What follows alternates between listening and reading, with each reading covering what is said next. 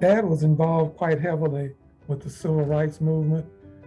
In Between 57 and 67, he was either head of the local NAACP board or president of the branch. And those were the 10 years that had the most activity in terms of direct action campaigns. There was an assault made by the branch on as many areas of city life as they could fit in: public accommodations, education, housing, juries, judges, elected officials. Um, and, as we got between 57 and 67, I went from being 7 to being 17.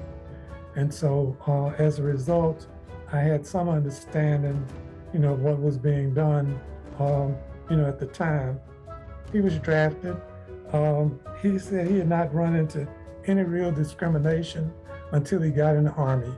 And in the Army, he ran into all kinds of discrimination. He ultimately got to Officer Candidate School, became a second lieutenant, ultimately captain, saw action in the Italian theater. He was a commander in the 1st Black Tank Battalion. He was decorated for bravery, won the Bronze Star, and really sacrificed during that time. What do you train officers to do? You train them to get an objective. And if the objective is to take this city, then you do it by getting this objective first.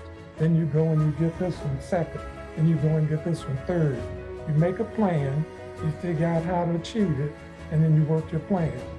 Excellent training for officers, but also excellent training for a civil rights leader who's trying to lead a movement, in a small Memphis town. And so one of my father's strategies was he always looked for economic leverage. So he came on, he set up his practice, and was actually hired by Tri-State Bank. And so the bank was always designed to try to fight discrimination and segregation, particularly in lending. And it kind of branched out from there. So in the early years, they made 2,000 mortgage loans during the first 10 years of existence. They made loans that others wouldn't make. You couldn't get a loan without a special endorsement if you went to a bigger bank. So they made loans without endorsements, signature loans. They made loans to Black churches, to doctors, to lawyers, to businesses. So they had the economic independence to basically help lead the fight, in this area for, civil rights. And they took that into the bank. The boardroom was used to plan sit-ins and during the sanitation strike. They were expected protesters to be arrested, and so they didn't know what the bail was going to be. So they just decided we'll just keep the vault open until we know what the bail is, and the folks that basically would need to make the withdrawal could come and get bail from the bank. So during my tenure at the bank, we also we tried to carry on some of the things that that were done there. We made loans to people who wouldn't otherwise have made them.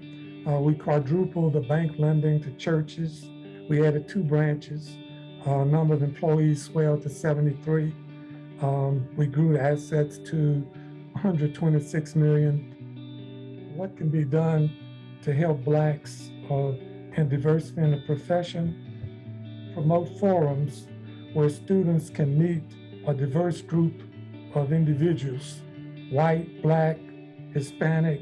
Very seldom that you're going to get in any enterprise where you're not participating with other people. All of these folks, if they're already in the profession, each of them has a story. Very seldom do you just wake up one day and train to be an accountant and become one. Secondly, I urge businesses, accounting firms to hire interns and then expose them to the profession. Sit them down and say, Jesse, here's what an auditor does. Here's what this looks like. So they get a feel for the profession in that way. This fight was about a race, but it's really more about human beings. And Dad never hated white people. he never taught hate. His feeling was that disadvantaged folks everywhere, some of them happen to be black, so we'll fight on the basis of race. But if there are people that are disadvantaged and need help, I will do what I can to help them. I don't care what the color. The whole country is about trying to figure out and allow people to compete and basically take the best of their God-given talents and figure out how to use those to raise their children and be better off. And I think if we all remember that, we would all be better off, going forward.